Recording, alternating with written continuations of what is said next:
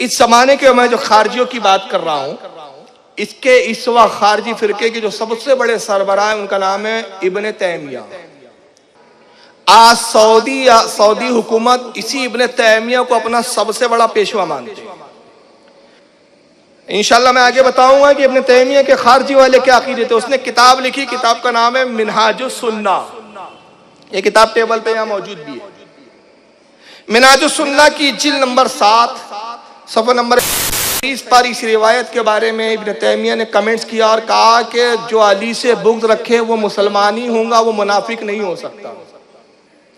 ये उसका एक शेवा था इब्ने तैमिया का। जो बात उसके अकीदे के खिलाफ हो उस हदीस का फौरन इनकार कर देता था। आज अहले हदीस उसकी इस बात को मानते और इस हदीस को नहीं मानते। यानी इब्ने तैमिया के नजदीक अली से बुग़्ज़ रखने के बावजूद भी मुसलमान ही रहेगा बंदा। अब ये कौन सा इस्लाम है भाई जो सऊदी अरब से हमको मिल रहा है? तो मुझे बताओ, ये 1400 साल पहले वाला इस्लाम है सऊदीया में कि ये इस वक्त का कोई लेटेस्ट नया इस्लाम आया है? हमारा इस्लाम वो है कि जिसमें अली से बुग़्ज़ निफाक की अलामत है, अली से मोहब्बत ईमान की अलामत है। लेकिन आइए मैं हवाले देता हूं कि इब्ने तैमिया की नजर में ये हवाले नहीं गुजरे। इस हदीस को हालांकि मुअतबर किताबों में मौजूद है ये हदीस, जिसमें सबसे पहली किताब मैं पेश कर रहा हूं जिसका नाम है सही मुस्लिम। इस हदीस को इमाम मुस्लिम ने भी लिखा अपनी जिल्द नंबर 1 सफ़ा 62 किताबुल ईमान हदीस नंबर 144 पर।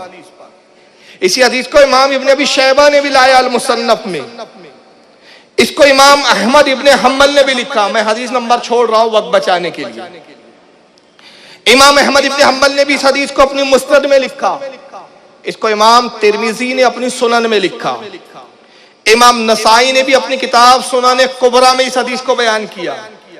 इमाम इब्ने माजा ने भी अपनी सुनन में इसको बयान किया। हज़रत इमाम इब्ने हिब्बान ने अपनी सही के अंदर इस हदीस को लाया। इमाम अबू याला ने अपनी अल मुस्नद में इस हदीस को नकल किया। इमाम बज़्ज़ार ने अपनी अल मुस्नद में इस हदीस को नकल किया। इमाम इब्ने अबी आसिम ने अपनी हदीस की किताब अस-सुन्ना में इसको नकल किया। मैंने 10 किताबों के नाम बताया, 10 मुहद्दिसीन, बहुत सारी किताबों में यह हदीस आई। इतनी किताबों के अंदर ये हदीसें मौजूद है इब्ने तैमिया से पहले के लिखने वाले। मगर अहले हदीस फिरका इब्ने तैमिया का मानने वाला कहता है नहीं, इस हदीस को हम नहीं मानते।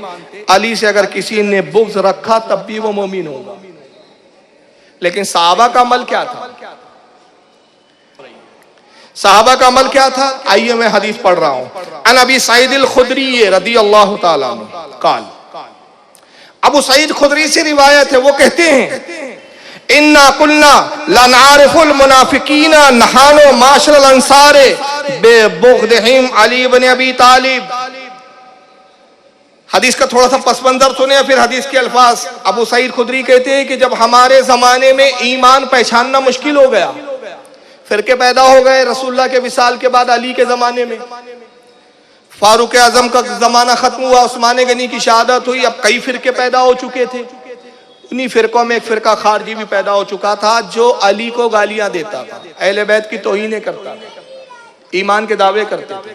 नाज़बी भी पैदा हुए उस जमाने में, बहुत सारे और 2-4 फिरके पैदा हो गए। तो अबू सईद खुदरी कहते हैं कि हमें पहचानना मुश्किल हो जाता कि भाई मुसलमान कौन है और इसमें मुनाफिक कौन है।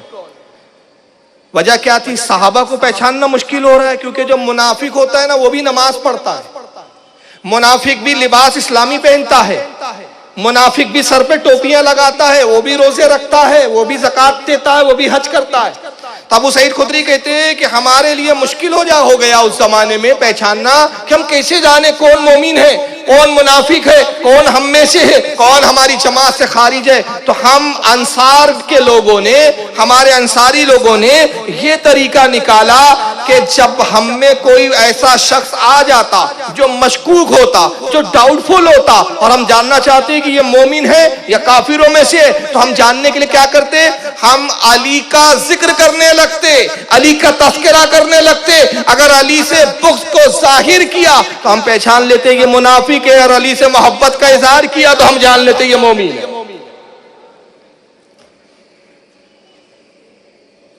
तो अली उस जमाने में कौन थे? ईमान की पहचान। तो गोया जहां जिक्र अली है, जहां जिक्र अली से खुशी है वहां ईमान है, जहां जिक्र अली से चेहरे के जोग्राफिये बदल जाएं वहां पर ईमान नहीं है। तो मौला कायनात अपने जमाने में निशानी थी। साहबा कहते हैं कि जब हम में कोई डाउटफुल आ जाता और हमें परेशानी होती कि कैसे पहचाने हम में है कि दूसरों में है, तो जिक्र अली करते। यही रिवायत हजरत जाबिर बिन अब्दुल्ला से भी आई, जो अली का है वो हमारा है, जो अली का नहीं वो हमारा नहीं। तो इसी को शायद ने बड़े क्या अंदाज में कहा, मेरा खुदा जिसे औजे कमाल देता है उसे बुतूल की चौखट पे डाल देता है। मेरा खुदा जिसे औजे कमाल देता है उसे बुतूल की चौखट पे डाल देता है। परखना हो किसी को तो या अली कह दो, परखना है किसी को तो या अली कह दो। ये वो अमल है जो सजरे खंगाल देता है, ये वो अमल है जो सजरे खंगाल देता है। या अली बोलो, चेहरे का जोग्राफिया बिगड़ जाओ समझ लो बदबूदार वहाबी है। ना ये ही में है ना शी में, ये अभी तक डाउट